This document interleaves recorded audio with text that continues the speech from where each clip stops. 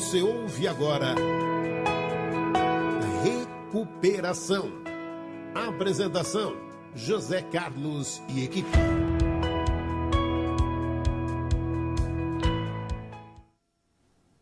Sejam todos bem-vindos ao programa Recuperação. Nós estamos ao vivo, em tempo real, são 12 horas e 1 minuto. Meu nome é Zé Carlos, estou em recuperação. Boa tarde a todos. Boa tarde a todos, meu nome é Sérgio Castilho, também sou adicto e estou em recuperação. Boa tarde a todos, eu sou Alexandre Araújo, adicto em recuperação. Sérgio, meu irmão, vamos à oração. Com muito prazer, querido. Concedei no Senhor a serenidade necessária para aceitar as coisas que eu não posso modificar, coragem para modificar aquelas que posso e sabedoria para distinguir uma das outras. Só por hoje. Só por hoje, Sérgio. Funciona, né, Zé? Funciona, graças a Deus. Graças a Deus. A vida é linda, linda, linda. Bem, amigos ouvintes, é com satisfação, com alegria que nós iniciamos mais esse programa Recuperação, com o nosso tema aqui, que é drogas, uso de drogas, comportamentos compulsivos, né? E hoje em meio, parece que a ordem do dia, né, o que está aparecendo aí na mídia, Sérgio, Alexandre e companheiros, essa intervenção que está havendo no Rio de Janeiro, que chama a gente para uma reflexão, né, porque o nosso tema está ali, grande, pungente, em 3D, tudo em colorido, que são as drogas, né, que é o grande motivo, queiramos ou não queiramos. Então, uma intervenção na tentativa de fazer com que o Estado volte até as rédeas da sociedade, pelo menos naquele Estado, né? E isso está disseminado por todo o Brasil. É um assunto difícil falar disso, nós não temos aqui autoridade absoluta para falar dessas coisas, mas dá para a gente refletir junto com os companheiros, pelo menos na área das drogas, né? Porque a tendência nossa, não sei nem como que eu começo esse programa, viu, Sérgio? Mas a tendência nossa é a gente fazer uma dicotomia, uma partição, uma bipartição entre uma sociedade boa e uma sociedade ruim, como se nós não fôssemos partícipe desse estado de coisa, né? De uma certa ignorância. Por quê? Ó, quando eu olho lá, se a gente pode dizer dessa forma, essa empresa chamada narcotráfico, né?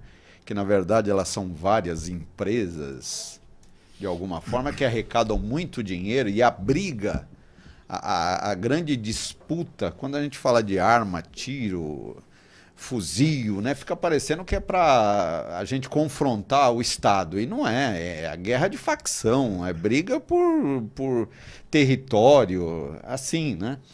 E esse narcotráfico, eu vou fazer uma introdução legal aqui, viu, para a gente poder pensar. Esse narcotráfico, essa venda de droga, essa, entre aspas, Casa Bahia, essa oferta, né, se dá devido a uma demanda. O narcotráfico, ele não tem uma retroalimentação por ele mesmo. O dinheiro não sai do narcotráfico para o narcotráfico, que sim vem da outra sociedade que nós chamamos que está estabelecida de forma legal. Não é verdade? Uhum. Isso quer dizer o quê? Que o narcotráfico, que a parte, entre aspas, boa, boa da sociedade, alimenta o narcotráfico, enraizando, criando raiz lá dentro. Alimenta. E, ao mesmo tempo, depois, o dinheiro do narcotráfico tem que ser lavado na parte boa da sociedade, ramificando, entrando nos bancos, e depois esse dinheiro voltando e se estabelecendo de forma legal nas empresas de ônibus, postos de gasolina e outros empreendimentos lícitos, né? Então, nós estamos num só grande processo. Você achar que eles lá, é como quando a gente fala de políticas públicas, eles lá não estão fazendo. Quer dizer, todos nós somos participantes desse estado de coisa. E se nós não deixarmos de ser infantis, porque não pode falar criança, né? Infantis. E não enfrentarmos isso de uma forma não repressora, porque eu acho isso uma grande bobagem, você reprimir o narcotráfico, sendo que é uma coisa só. Na verdade, nós temos que ter inteligência, informação e atitudes, vamos dizer assim, como se fosse um processo a longo prazo. Se nós quisermos achar bodes expiatórios, né? Porque ó, na sociedade, de um lado, nós temos uma parte que está bem estabelecida, legal, que paga impostos, e do outro nós temos a mesma sociedade que vive de uma forma oficiosa, alternativa. Se nós pensarmos assim, a coisa pode melhorar com as nossas políticas públicas. Não, o que você disse, José? Eu não sei se eu comecei bem o programa, eu comecei pelo meio, pelo fim, não sei se tem coerência. Que a linha de raciocínio que você vem tomando com relação ao tráfico, narcotráfico, a importância disso na nossa rede pública, na nossa rede, principalmente na nossa cultura capitalista, ela é de extrema relevância. Por quê? Porque ela faz parte do nosso PIB hoje, né? E o narcotráfico, ele nada mais é do que uma rede que ele contempla, inclusive, a necessidade da contemporaneidade, em que desencadeia uma série de doenças contemporâneas como depressão, ansiedade, a descartabilidade, o consumo, o capitalismo. Então ele termina contemplando essa brecha que o governo, que a rede pública ela nos deixa, assim como essas organizações criminosas, que elas também fazem isso. Elas pegam a brecha do governo, o que o governo não atua, e termina organizando, e aí ele termina tendo, ele se retroalimenta disso. E a população, por sua vez, ela termina se beneficiando de alguma parte. É incrível de nós falarmos. Nós temos que falar isso, mas essa é uma verdade absoluta. Esse é um assunto que você tocou que eu vejo de extrema importância para entender o fenômeno da dependência química na sociedade brasileira, que é essa falta de manejo do Estado na igualdade social. Então, nesses buracos onde falta a educação, a cultura, a arte, cria-se uma nova cultura, cria-se uma coisa paralela. E nesse estado paralelo, a droga entra.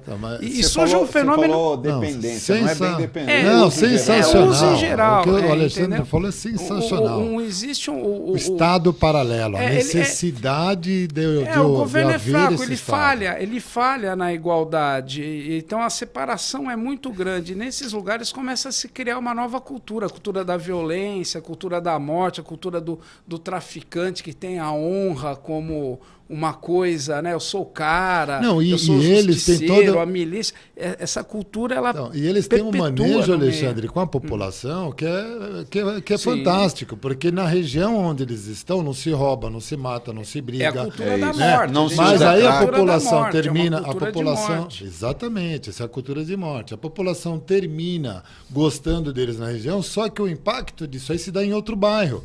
Que eles não cometem nesse bairro, mas vai cometer no outro.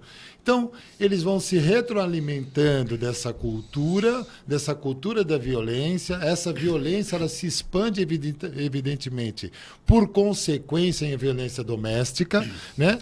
Por quê? Porque esses usuários, seja ele de drogas lícitas ou ilícitas, termina tendo essas violências, que não é só de hematoma, mas violência psicológica, trauma, violência sexual, violência por internet, por pressão, por violência por idoso. Dividir, né? Violência pessoal, intrapessoal, comunitária, né? Existe uma diversidade. Agora mesmo, né? Você falou eles e nós, mas seria bom, eu acho que seria altamente terapêutico a gente pensar eles como nós e nós como eles, porque é uma consubstanciação, né, uma interação, uma interconexão tão grande, porque é lei de oferta e procura.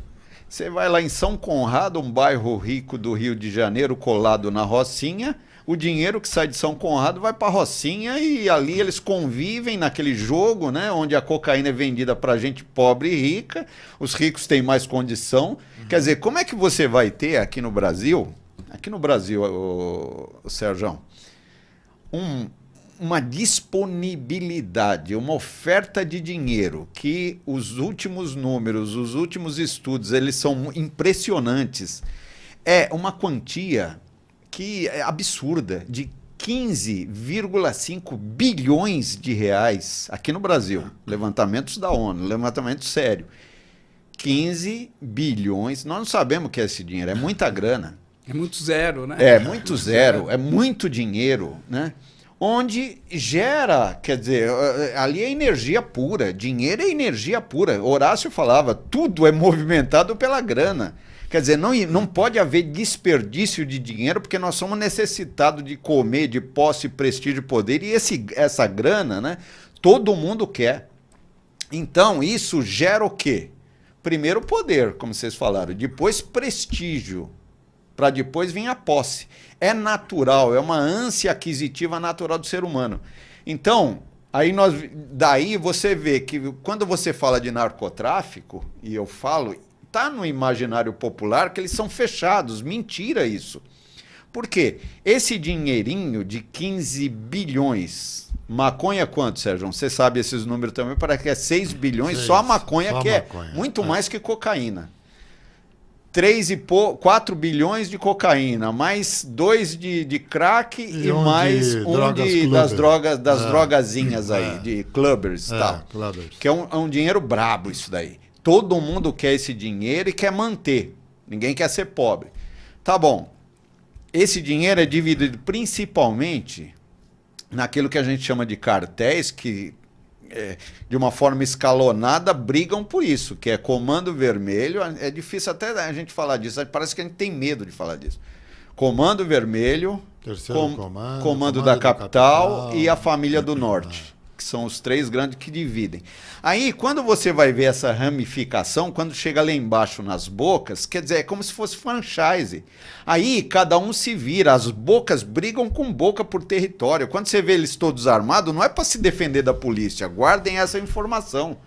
É para se defender o seu território de outras bocas que podem invadir porque ficam com o olho grande no dinheiro que eles estão ganhando. Que tem, né? Não, e o tráfico ele é extremamente sedutor. Considerando a desigualdade social que há, o tráfico é sedutor. Porque o tráfico, uma grande maioria nos países capitalistas, as pessoas vivem sobre o contexto de buscar a segurança, buscar o prestígio física. E, consequentemente, conseguir ter adquirir dentro de uma pirâmide de Maslow as suas prioridades. Então, eu ia falar do Maslow. Então, em função dessa discrepância, dessa diferença que há de uma forma abusiva, o que ocorre? O tráfico ele é sedutor, porque uma criança, um adolescente que vive na maioria das comunidades ou próximas comunidades que não conseguem e que sabem que o mercado capitalista vai criando aquela ansiedade na compra, nas promoções de poder imediatamente ter a aquisição daquele bem, não consegue, ele vê uma possibilidade dentro do tráfico. Olha, e o tráfico abre porta para ele. Abre porta e abre carreira, né? É o corre, é o estica, é o biqueiro, é o boqueiro. Eu vou insistir nessa fala do início, que eu achei que você fez um bom enquadre, né? Porque a minha própria recuperação me ajudou muito a partir do momento que eu tive acesso na minha recuperação à educação, à cultura, voltei a estudar, né?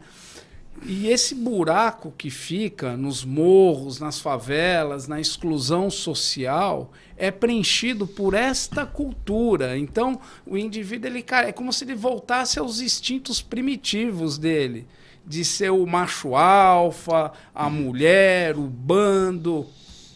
Cria-se uma cultura de violência. Eu não me imponho mais pela intelectualidade, eu não me imponho por um trabalho científico, eu me imponho pelo número de armas que eu tenho, pelo poder que eu exerço ao outro, pela segurança que eu posso oferecer. Então, e nesse meio se começa a se configurar vários tipos de violência. Então, mas quando o Sérgio falou, pelo menos no Rio de Janeiro, que é a geografia do Rio de Janeiro privilegia o quê? Que haja bolsões não de miséria, mas bolsões diferenciados. Então, quando o narcotraficante ou líder de um bolsão desse, ele consegue uma certa hegemonia, existe o quê? Um incenso para ele. É como se ele fosse um macaco alfa. É um macaco alfa. É um macaco alfa. Então todo mundo leva banana para ele. E outra coisa, ele dá segurança de alguma forma. Ele não deixa o crack chegar perto da casa dele, ele não deixa ninguém roubar, as portas ficam todas abertas e há uma segurança. Aí Maslow tem razão. Quando você vê aqui em São Paulo, que é diferente, as favelas, quando eu falo favela aqui, não é preconceito. Os bolsões de miséria de favela, onde estão, na verdade, estão ali a o negócio, né? Você... Não é preconceito de pobreza, não é nada disso. Tudo gente boa ali, mas a tendência é você tentar mimetizar ou imitar as favelas do Rio de Janeiro.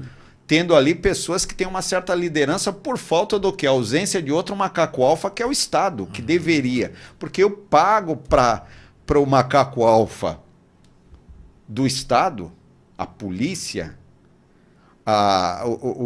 as instituições governamentais, eu pago para eles me defenderem e manter uma certa segurança. Agora vem outros e tentam manter, eu sou obrigado a me subordinar àquilo.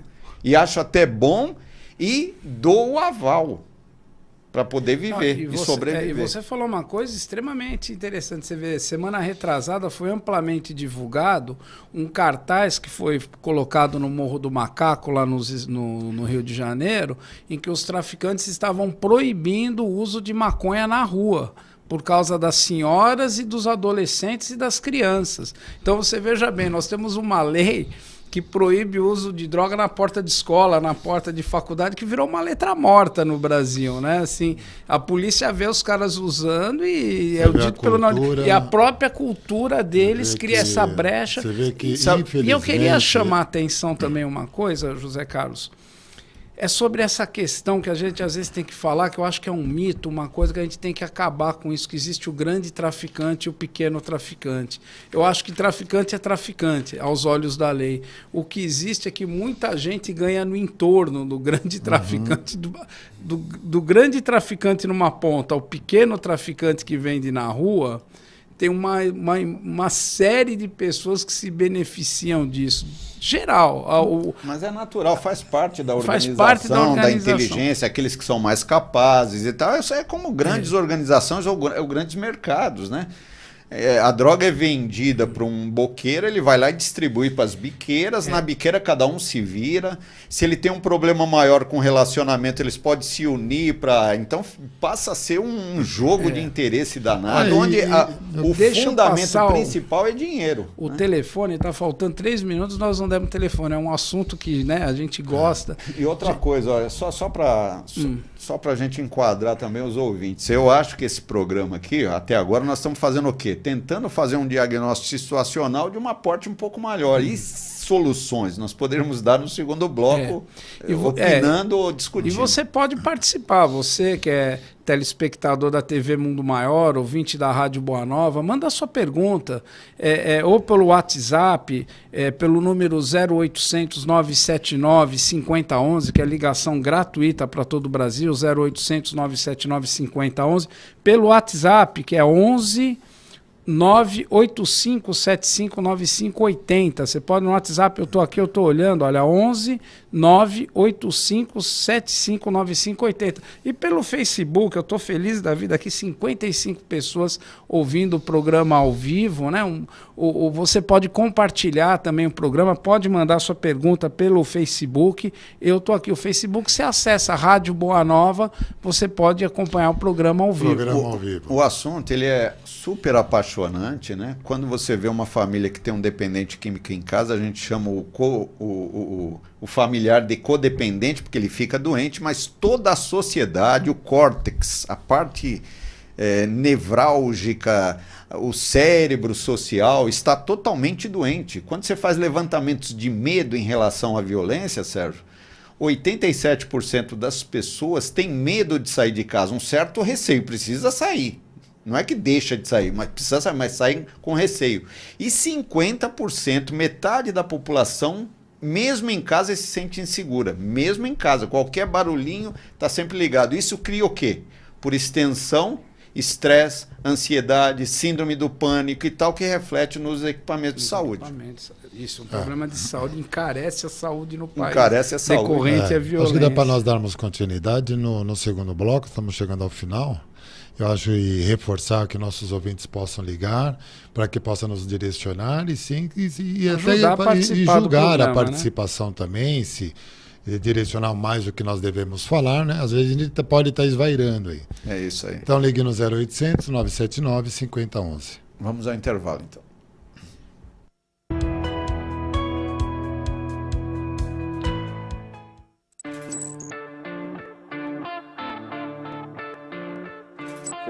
bem-vindo, seja muito bem-vinda. Eu sou Hildo Rosa e nós estamos aqui para te fazer um convite muito especial, para que você participe conosco do 16º Encontro Amigos da Boa Nova. Nós estaremos lá com uma série de eventos, uma programação muito rica, um formato novo que nós esperamos que possa agradar a todos vocês e com uma nossa alegria para fazermos uma selfie, para conversarmos e para que você participe de todos os debates que estarão acontecendo. O mais importante é termos você junto conosco para esse abraço fraterno e para essa troca muito especial.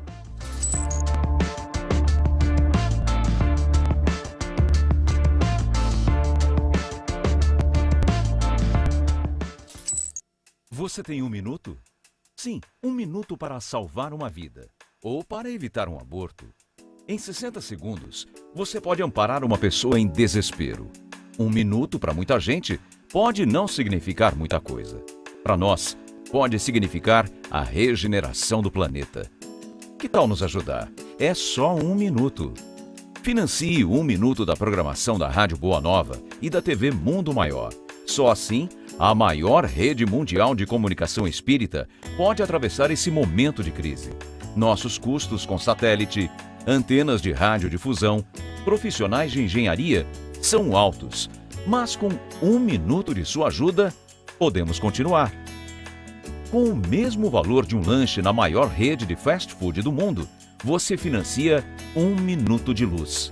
Clube Amigos da Boa Nova, ajudando você a ofertar 1 minuto para salvar vidas, consolar corações e construir um planeta melhor.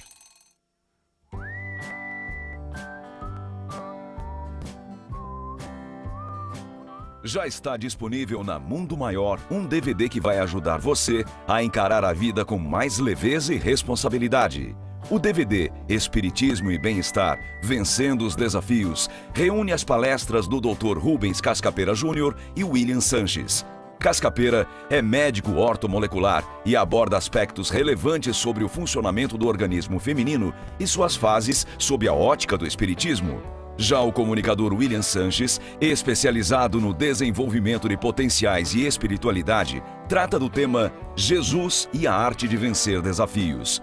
Acesse www.mundomaior.com.br ou ligue agora para 0 operadora 11 4966 5775 e adquira o seu DVD agora mesmo. É a Mundo Maior ajudando você a se superar sempre.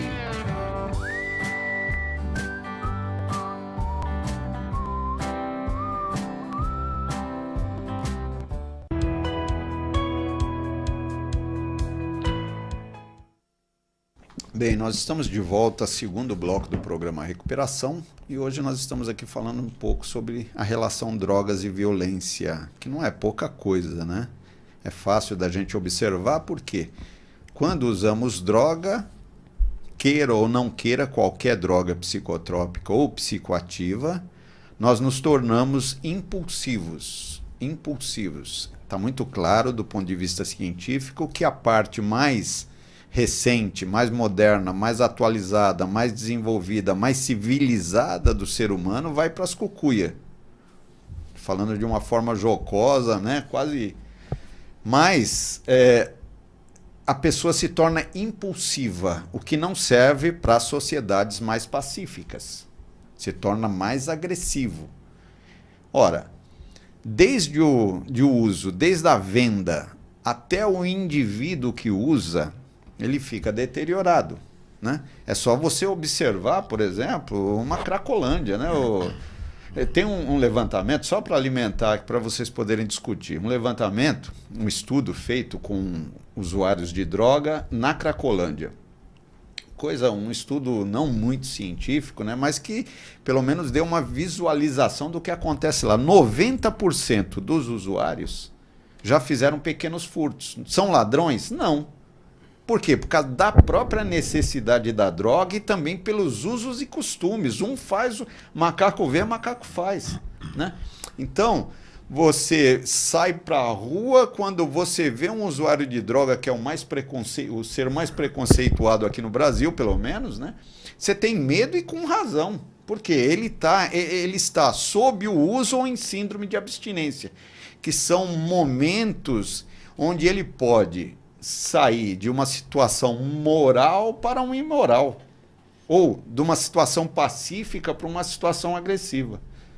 Vocês concordam? O que nós temos que olhar tudo isso? Então, José, as consequências, né, do narcotráfico, as consequências, ela é muito deletéria à nossa sociedade. Porque, embora os dependentes químicos eles são um número menor do que os números, por exemplo, de dependência de drogas lícitas, mas as consequências são infindáveis, porque ele termina lesando e dando uma despesa para o nosso Estado e para o nosso país de uma forma absurda. Muito absurda. Então, o olhar, quando você olha, por exemplo, a Cracolândia, talvez ela não nos corresponde à realidade, o que nós temos com relação ao uso de álcool e quanto ele é deletério, principalmente à nossa sociedade. Toda a política de saúde, ela deveria estar sendo voltada para o uso de bebidas alcoólicas. No entanto, nós temos essa indústria também como uma indústria extremamente forte, com muito lobby. Então, nós não temos como lutar contra ela. Consequentemente, depois nós verificamos isso como um respaldo, uma característica, um número muito pífio de pessoas que estão alienadas à sociedade e que estão ali à margem, que é a Cracolândia. Mas ali nós temos 2.000, 3.000 pessoas. Não, mas, você viu, tem uma incoerência, só para... Você quer falar você primeiro? Não, só ia concluir, porque hoje as pessoas falam muitas vezes que a depressão é um transtorno tal, que a sociedade não olha, a esquizofrenia, o autismo, mas sem dúvida nenhuma, a dependência química é o transtorno mental que sofre o maior preconceito no Brasil de todos, disparado. Tanto que quando se fala de dependência química, se fala de droga, não se fala do transtorno. O problema é a droga, não é o transtorno. E não se fala é o transtorno do álcool, mais né, preconceito. E mais uma coisa, além de não se falarem, a própria sociedade produz a dependência química e a própria sociedade rejeita o cara.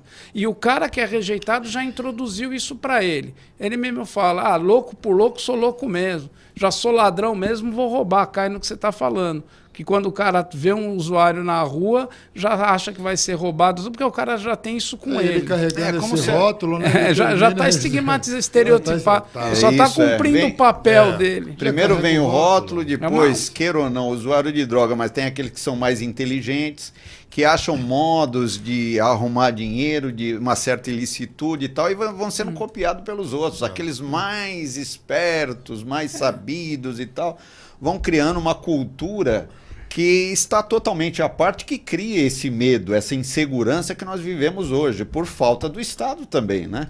Então, quando você vai ver esses custos, que não dá para a gente aqui dar em números absolutos, mas vai desde as doenças intrapessoais de cada um, né? Até, por exemplo, você vai alugar uma casa, você aluga uma casa próxima, uma casa bonita próximo de um local onde tem... Quer dizer, vai cair o preço do aluguel. Quem perde? Deu para entender? Exatamente. Seguro de carro. Por que está tão caro?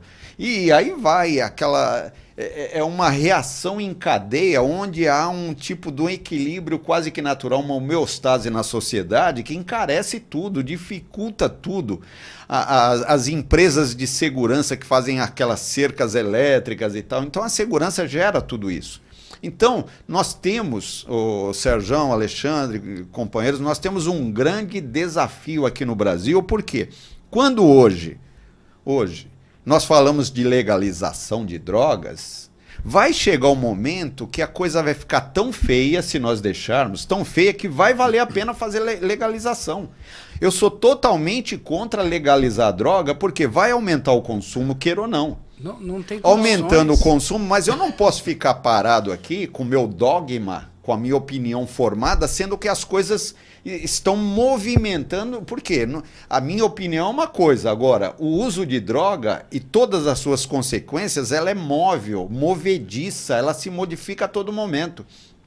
Então, minha opinião pode mudar. Eu não sou o dono da verdade. Vai chegar um momento que, se as coisas continuarem, que é muito melhor, as razões para legalização passam a ser verdadeira. José, eu penso que esse assunto da legalização ele é tão claro, porque encontra dados estatísticos, quanto à pesquisa, não há dúvida. Né? Então vamos lá, vamos fazer uma situação hipotética. Qual é a droga que é liberada no Brasil? Tabaco e álcool. Qual é o maior consumo existente? Tabaco e álcool. Isso impediu com que houvesse, por exemplo, a inibição de contrabando? Hipótese alguma. Qual é o maior contrabando de apreensão de contrabando existente hoje? Tabaco. O que eles fazem com as bebidas alcoólicas? Eles fazem contrabando também. Então, e o maior índice de consumo, de incidência, prevalência e de acidentes se dá por essas drogas ilícitas e as mortes também, essas drogas lícitas. Então, se nós licitarmos essas drogas que são ilícitas, nós vamos ter uma consequência infinitamente maior. A tendência é ter mais fumador de maconha, mais cheirador de cocaína. Sabe onde que eu vejo a gravidade nisso que vocês dois estão falando? O que eu penso ser o mais grave nisso é que, veja bem, o Sérgio Castilho, quando você fala o cigarro, o álcool, o tabaco, você está falando de uma prevenção baseada numa evidência. Então, quer dizer, já existem estudos, isso já foi pesquisado, estudado e comprovado. É técnico-científico, é uma prevenção baseada em evidência. Agora, quando eu falo legalizar vai diminuir o crime, é um achismo. Não tem nenhuma evidência disso. Chegou essa semana uma matéria do Uruguai que aumentou o crime, que já está virando... A Holanda hoje é vista como uma nação do narcotráfico. Está para ser dito no mundo que o narcotráfico tomou, que hoje a Holanda cumpre o papel de distribuição para a Europa e para parte do Oriente Médio. Então, isso, vira paraíso. Isso daí está na então, cara. Dizer... Agora, a incidência de usuários de maconha na Holanda aumentou, estava lendo isso hoje, né? Bem recente e atualizado. E é mais ou menos 15% da população. 15% da população. Que é muita gente. Muita gente. Muita gente. Então aumenta, né? Se for isso aqui no Brasil, agora, quanto que seria? Agora existe uma diferença muito grande entre usuários e a cultura do crack e a cultura da maconha, né? Usuários de ópio, morfina não saem aí para roubar, eles fazem pequenos furtos. Quer dizer, existe toda uma cultura, né? Né? Que se escalona. Você não pode chamar de traficante o cara que está plantando lá na Bolívia e o quilo da cocaína lá da Bolívia sai por $3.000. Quando chega aqui no Brasil, já em São Paulo, já está $10.000. Quando chega nos Estados Unidos, $40.000. Quando chega no Japão, $100.000 o quilo. Então, esse lucro escalonado, ele se dá... no jargão dos marxistas, né? Os países imperialistas ainda ganham muito mais do que os produtores. Você vê como é. Até nisso. A inteligência é muito maior, o dinheiro disponível e tal. E a violência também, né? E aí, José Carlos, isso cria o que nós estávamos falando no início do programa, né? Uma violência solta, porque você tem a violência pessoal, né? Que é o cara que começa a se cortar, que é o que tenta suicídio, que é o cara rouba, que para que torna a família refém. Não, aí já é a intrapessoal, é o que vai bater no filho, bate na mulher, torna a família. E tem a violência comunitária, que é o roubo, que é as multidões, que é os atos terroristas, que são os arrastões. Então, olha o entorno violento que se cria por determinadas colocações. Você vê, você tocou num assunto hoje, que é no intervalo, que o ouvinte aqui está pedindo, né, para falar sobre a discriminação, a Cláudia Assange. Você vê, o Raul Jugman, que agora assumiu a intervenção no Rio, pediu para Carmen Lúcia essa semana votar sobre o porte de droga que o cara pode correr. Acho que na intervenção do Rio, eles estão com... dificuldade, deve estar pegando pessoas com porte de droga e tendo dificuldade para autuar. Então ele quer saber quanto que pode pegar. Então, você vê que essa cultura isso é uma hoje, legalização indiretamente. Nós estamos passando, transitando no momento do nosso país, Alexandre, que infelizmente essa cultura do uso da maconha ela já está enraizada nos nossos adolescentes, de forma que eles começaram a plantar em casa e as mães permitem, os pais permitem para que eles não se envolvam que eles não precisam ir até as comunidades para poder adquirir a droga. Consequentemente, esse adolescente, este jovem, o que ele tem feito? Ele tem revendido essa droga, porque ele tem feito com maior com maior pureza. Então, ou seja, até a plantação ela já está de forma leviana sendo visto pela nossa cultura familiar. Então, se nossa cultura familiar, hoje, que é a primeira cultura, que é a primeira microsociedade que nós estamos inseridos e aprendemos a lidar, você imagina quando esse adolescente vai para macro. Agora, é interessante como que ele vai? O buraco que isso entra, né? De forma muito leviana. Eu estou olhando para vocês dois, vocês viram que vocês estão conversando? Nós estamos num programa de rádio, vocês estão batendo um papo. Eu acho que está muito legal isso, viu? Mas aqui no Brasil, se a gente for olhar a solução, o que nós poderíamos fazer? Porque o ouvinte pensa nisso. Vamos dizer, você toma posição e temos um grande problema que nós vivemos nele. O que nós podemos fazer? Que daria para a gente fazer? Eu penso que são várias ações. Eu também, José Carlos. Eu concordo. Por exemplo, quando você vê a intervenção, é lógico que isso não vai dar em quase nada. Né? A primeira coisa que eu vejo de suma importância, de maior assim, relevância que nós poderíamos iniciar seria a educação. Seria através da educação familiar. Né? Isso depois ele iria para a educação dada pelo Estado. Prevenção. E aí, a educação dada pelo Estado através de propaganda. Você não vê propaganda, você não vê incentivos, você não vê prevenção. Você não vê absolutamente nenhum tipo de prevenção. E é a prevenção que chega em primeiro. E a prevenção ela vem desde o lar, né, da permissividade que está existindo hoje dentro dessa microsociedade e que isso se expande, evidentemente, para a sociedade. Agora, esse narcotráfico que está aí, essa coisa forte, grande, com muita grana, que se ramificou no lado oficial da sociedade, não só no Brasil, como no mundo inteiro, porque o dinheiro é lavado, sai lá para fora, depois quando ele volta bom, quer dizer, alimentando. Como é que você vai se livrar dessa coisa? É muito difícil. É como a corrupção da política, né? Nós vamos precisar sofrer bastante. Se nós não prestarmos atenção nisso, a coisa tá feia. Olha, José, tem um especialista, ele diz o seguinte, o que nós podemos fazer? Quando você fala em repressão, ele fala assim, tá errado fazer repressão. A repressão, o narcotráfico está tão forte que ele suborna. E não adianta falar que o policial é corrupto, não é isso. Porque ele vem lá dos camponeses, entendeu? Pela estrada. Só de aeroporto no estado de São Paulo tem 366 aeroportos pequenos. Como é que você vai fazer prevenção naquelas fronteiras imensas? É impossível. Agora, o que nós precisamos, esse Flávio Sapori diz, que é um sociólogo especialista em segurança e narcotráfico, ele fala, o que nós precisamos é de inteligência. Nós precisamos monitorar a grana, nós irmos verdadeiramente nos cabeça, aquele que financia o senador para ele ser eleito. Olha o que eu estou falando aqui, vê se é mentira o que eu estou falando. Não é. Não, já tem dados. E outra coisa, na justiça e na lei, porque não adianta nada eu ficar pegando pequenos traficantezinhos e sabendo 10 gramas vai para a cadeia ou é usuário?